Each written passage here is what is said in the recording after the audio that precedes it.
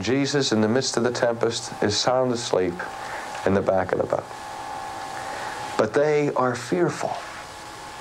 And they rush to the back of the boat and they grab him and they say, Jesus, wake up, do something.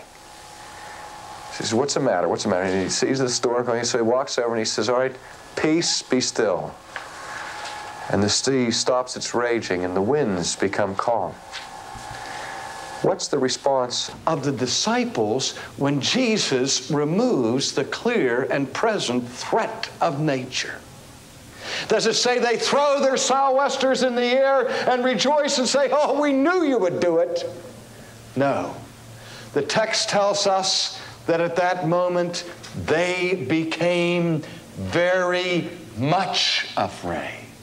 The power that is unleashed when God speaks brings things out of nothing and life out of death.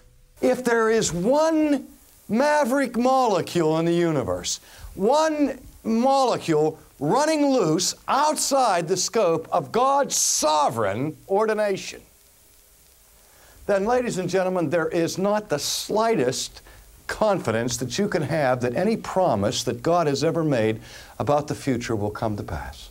The Bible uses words like we're dead in sin. We're in bondage to sin.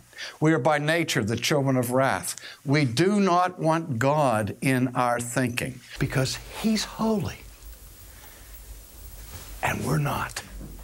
And here, the King of the universe places His indelible mark on the soul of every one of His people.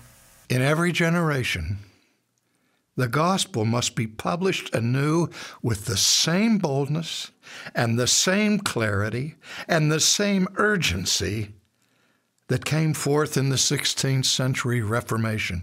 If God is not sovereign, God is not God.